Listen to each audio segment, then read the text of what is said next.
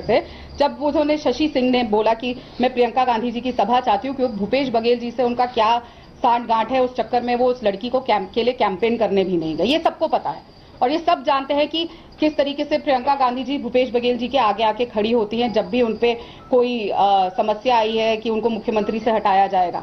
लेकिन यही तो सवाल है ना, जब उनको मुख्यमंत्री पद से हटाया जाता है तो प्रियंका गांधी जी आगे आके खड़ी हो जाती है। लेकिन लड़की हूं, लड़ सकती हूं, वो लड़की उनकी पार्टी की जो एआईसीसी ऑफिस बेरर है, जब उसे कमरे में बंद कर दिया जाता है तो भूपेश बघेल के आगे आके प्रियंका गांधी जी खड़ी नहीं होती। भूपेश बघेल के आगे आके खड़े होकर राहुल गांधी जी खड़े नहीं होते, क्योंकि मैं राम जी के ननिहाल होके आई हूं, मैं राम जी के अयोध्या धाम होके आई हूं, तो सबसे ज्यादा उनको मुझसे घृणा हो गई। मैम, आपने अभी कहा कि जो रूम में 2 आदमी थे वो मुस्लिम थे, आपको ये कैसे पता लगा कि वो 2 मुस्लिम? नहीं, अभी नहीं। मैंने कहा कि वो बाद में लेकर आए हैं 2 और लोगों को, वहां पे सिर्फ 3 लोग थे। अब जो नई चीज आई है, जो मुझे मीडिया के माध्यम से पता चली है, वो 2 उसमें जो लोग वो लेकर आए हैं उनके नाम है, पता है, वो कांग्रेस पार्टी के प्रवक्ता हैं। तो उनका जो क्लेम कर रहे हैं कि वो कमरे के अंदर थे, जबकि नहीं थे। उस कमरे में सिर्फ 3 लोग थे, मैं, सुशील आनंद शुक्ला, नितिन बंसाली और सुरेंद्र वर्मा, सिर्फ 3 लोग। ये 2 आदमी जो नए आए हैं, जो कह रहे हैं कि हम 5 लोग थे, और ये भी कह रहे हैं कि उन्होंने कमरा अंदर से बंद किया। तो सोचने की बात है, जो ये 2 नए आदमी अंदर आते हैं, 5 लोग एक लड़की को कमरे के अंदर बंद कर रहे हैं और प्रियंका गांधी जी आज भी चुप है, खड़गे जी आज भी चुप है। मैंने अपना पहले जब इस्तीफा भेजा, किसी ने मुझसे संपर्क नहीं किया, किसी ने एक बार फोन उठा के नहीं पूछा कि ये क्यों कर रही हो। और जब मैं कंप्लेंट भी कर रही थी, सिर्फ मुझे फोन करके धमकाया जाता था कि चुप रहो, चुप रहो, चुप रहो। कोई भी कार्रवाई, एक शो कॉज नोटिस तक नहीं भेजा गया, जो एक बहुत बेसिक चीज होती है जब कोई घटना किसी भी दफ्तर में घटती है, कि सबसे पहला काम एक शो कॉज नोटिस करने का। तो मैम, अभी आपने ऐसे ये बताया कि कुछ आपकी फॉर्मर जो फीमेल कुलीग है उनके साथ भी ऐसे घटना होती रही, तो आप क्या ये नहीं, मैंने कहा था वो सामने थी जब ये हुई थी। आप क्या ये कहना चाह रहे हैं कि कांग्रेस पार्टी एक महिला विरोधी पार्टी? बिल्कुल।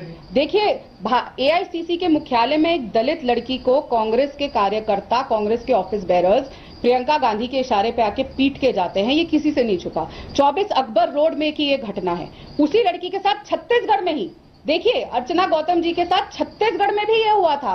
जब कांग्रेस का अधिवेशन था तब भी उसके साथ बदसलूकी और उसके साथ गाली गलौच हुआ था। मेरे साथ भी छत्तीसगढ़ में हुआ। वो तो गनीमत है मैं तब से आके कांग्रेस के मुख्यालय में नहीं गई, वरना शायद मुझे भी पीट पाट देते। जो लोग कमरे में बंद कर सकते हैं एक लड़की को, वो किस हद तक जा सकते हैं, वो मैं आपके सूझ पे छोड़ देती हूँ। इसके बाद क्या आप कौन सा कदम उठाने जा रही, कोई एफआईआर कराएंगी? देखिए, मैं सारे लीगल ऑप्शंस की तरफ ध्यान दे रही हूँ, मैं अपने वकीलों से भी बात कर रही हूँ और लगातार, देखिए ना, इतनी बड़ी चीज हो गई, कांग्रेस का एक नेता मुझसे छत्तीसगढ़ में मिलने नहीं आया, वहां की महिला कांग्रेस की अध्यक्ष नहीं आई, वहां के कोई नहीं आया कि मुझसे बैठ के बात कर ले कि बेटा तुम अकेली हो अपना घर बार छोड़ के यहाँ पे 1 महीने से, कोई तकलीफ हो। लेकिन लगातार वहां की सरकार मुझे ये बोलती रही, मीडिया के माध्यम से मैं देखती रही कि आपको जहां पे भी आप कंफर्टेबल हो, कहीं पे भी आप जाके इस पे एफआईआर करवा सकते हैं। और मेरी पार्टी 22 साल जिसको मैंने अपने जीवन के दे दिए, 17 साल की उम्र से, और पीढ़ियों से मेरे डीएनए में कांग्रेस है। तो सोचिए, जिसके डीएनए में कांग्रेस है, जिसके घर में 2 ताम्र पत्र हैं,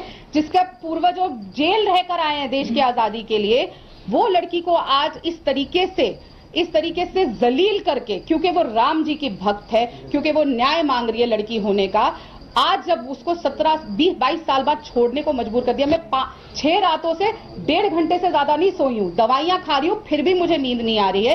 तो आप सोचिए कि क्या मेरे साथ बीत रही होगी। ये कहा जा रहा है कि तमाम आपकी पार्टी के नेता जो भी छोड़ के जा रहे हैं कांग्रेस पार्टी, वो ये हिंदू धर्म वाला हवाला दे रहे हैं, हिंदू धर्म को मानते हैं, चाहे उनके बारे में बोलते हैं कि पार्टी से किनारा कर रहे हैं, चाहे गौरव वल्लभ हो, चाहे आपके गुजरात के नेता थे। क्या आपको लगता है कि आप भी बीजेपी में जाने का आपने मन बना लिया, इस वजह से इस तरह के बहाने आपके पास आ रहे हैं, ये आरोप लग रहा है कांग्रेस की तरफ से? देखिए, जब मेरे साथ अन्याय हो रहा था तब कांग्रेस चुप थी, जब मुझे कमरे में बंद किया गया तब कांग्रेस चुप थी, जब मैं न्याय मांगती रही, गुहार करती रही, 6 दिन मैंने चुप्पी रखी, कांग्रेस ने एक शब्द नहीं कहा। मैं बोलती रही कि घर का मामला है, वो आदमी लगातार मीडिया में बाइट देता रहा, वहां के लगातार मीडिया में लोग बोलते रहे, वो मंच पे बैठा रहा, मैं फिर भी पालन कर रही थी हर नियम का। तो उसके बाद अब क्योंकि उनके पास कोई सफाई नहीं है, वो कैसे, वो जानते हैं कि वो गलत है, वो एक्सेप्ट कर चुका है आदमी कि उसने अंदर से दरवाजा बंद किया था, तो अब उन्होंने किसी ना किसी तरह मेरे कैरेक्टर पे जाना है। और ये हर बार तो नहीं हो सकता, एक आदमी झूठ बोल रहा है, 2 आदमी झूठ बोल रहे हैं, हर इंसान झूठा है, और सिर्फ सच्चे राहुल गांधी और प्रियंका गांधी है, और कोई इस दुनिया में सच्चा नहीं है। सिर्फ राहुल गांधी, प्रियंका गांधी, मल्लिकार्जुन खड़गे जी हो गए, जयराम रमेश हो गए, सचिन पायलट हो गए, यही सच है। बाकी तो पूरा देश झूठा है।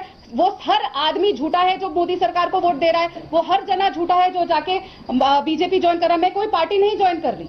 मेरे लिए अभी बहुत ही ऐसी स्थिति है कि मैं अभी मानसिक तौर से बहुत पीड़ित हूं। मैं अपने वकीलों से बात कर रही हूं कि कैसे मैं इस पे एफआईआर कर सकती हूं, क्या कार्रवाई। जब पार्टी मेरे को न्याय नहीं देगी तो न्याय तो लेना पड़ेगा। मैं 17 साल की उम्र से लोगों के न्याय की लड़ाई लड़ रही हूं और जब मेरे साथ अन्याय हो रहा है और मैं चुप रह जाऊं तो मैं कैसे पब्लिक में जाके कभी कह सकती हूं कि मैं आपकी न्याय की लड़ाई लड़ूंगी। प्रधानमंत्री जाने की वजह से आपके ये सब कुछ शुरुआत तब से हुई। मेरे को आप देखिए लगातार कि मैं जब राम मंदिर गई हूं उसके बाद से आप खुद ही देखेंगे मैं चैनल्स पे कितना कम जाने लगी। जो लगातार मैं जिस तरीके से आप देखिए मैं तो किस तरीके से भारतीय जनता पार्टी को अटैक करती आई हूं। और जिस दिन मेरे साथ ये घटना हुई उस घटना होने के 8 मिनट पहले एएनआई, पीटीआई, आपका चैनल, न्यूज 18 सब आके मुझसे बाइट लेकर गए थे, जिसमें मैंने लगातार मोदी सरकार से लेकर हर जने के खिलाफ बोला था और बहुत ही अटैकिंग मोड में बोला था। तो 2.5 मिनट में तो कोई ऐसे प्लानिंग करके जा नहीं सकता। मेरा हर ट्वीट आज भी अवेलेबल है। मैं किसी चीज को नहीं डिलीट कर रही हूं क्योंकि मैं लगातार सच्चाई उठाते हैं और जैसा मेरा पार्टी कहती रही। मेरी पार्टी ने कहा संविधान की बात पे उनको घेरो कि वो संविधान बदलेंगे, मैंने घेरा, चाहे ऐसा कुछ नहीं था। जो पार्टी ने बोला कि उनको इस बात पे घेरो, पार्टी ने बोला मणिपुर पे घेरो, पार्टी ने बोला कर्नाटक पे घेरो, पर जब खुद की बेटी की बात आई तो जिस लड़की को आप, जिस प्रवक्ता को आप ये लगातार कह